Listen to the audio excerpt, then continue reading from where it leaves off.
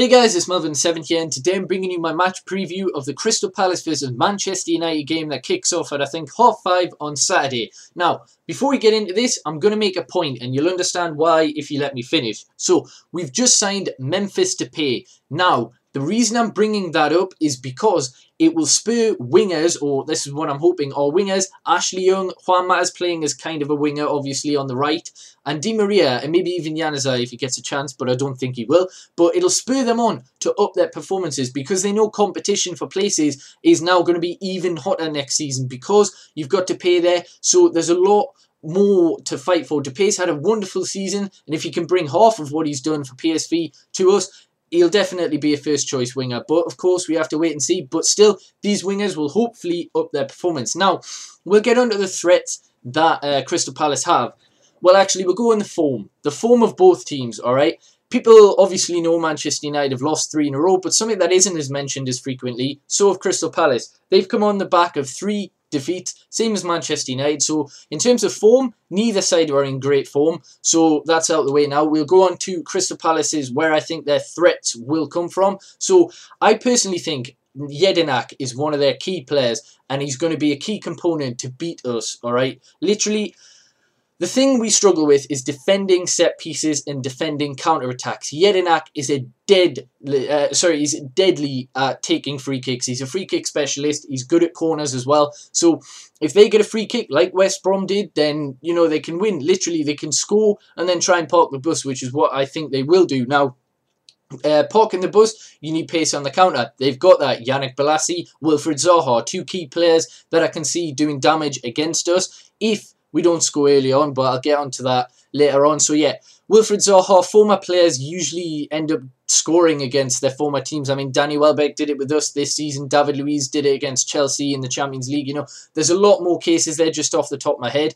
All right, maybe Zaha does that. I really hope he doesn't, but Yannick Bolasie and Zaha are going to have to be tamed. Daley Blind and Antonio Valencia, I think, will be our fullbacks. I'll get into my predicted lineup in a sec. But yeah, they're going to have a handful to deal with. I mean, they've dealt with players like Sterling quite well when we played Liverpool. I know he hasn't had the greatest season, but still, they also dealt with players like Townsend. Again, hasn't been great against Spurs. And Man City, they dealt with the threat of Silva and Aguero very well, and they've been fantastic. So hopefully they can do that with Yannick Bolasie and Zaha. I think Glenn Murray is another key player. If they can get crosses into him, he's kind of been rejuvenated in under Pardew, a bit like Christian Benteke has under Tim Sherwood. Christian Benteke has returned to the form he showed last season because of Sherwood, and Pardew's done similar things with Murray. He's made him a top quality striker for Crystal Palace, and I think that's where the main dangers are. Scott Dan's decent in the defence as well, so we need to break down that. Now, in terms of tactics, Crystal Palace are going to park the bus. Even though it's at home, they've seen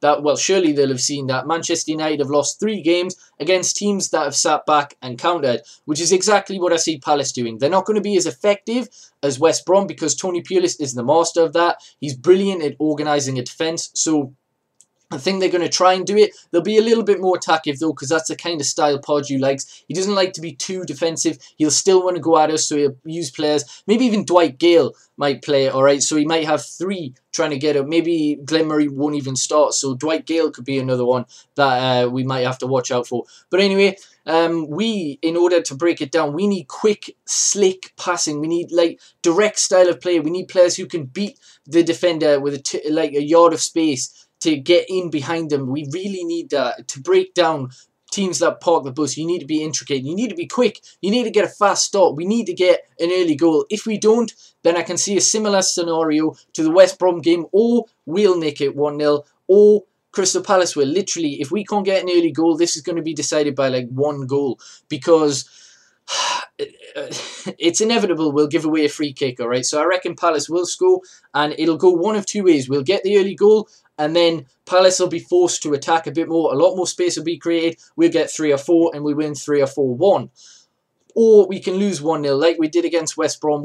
Crystal Palace will shut up shop after they've got the goal, their job done. So my lineup to try and prevent this would be David De Gea, Valencia, Jones looks as though he's back from injury. Louis van Gaal's press conference hasn't happened yet. For me, it might have by the time this video is out. But Phil Jones played 60 minutes for the under-21s, so I think he'll get selected. We need that. Paddy McNair's done great in his 17 appearances for Manchester United, but we need experience. And Rojo looks as though he's injured again. So Phil Jones plays well alongside Chris Smalling, who's really becoming a leader in the defence. Chris Smalling, one of our redeemable players in the 3 losses. So yeah, I'd have them as a partnership. Then I'd have Daley Blind in left back.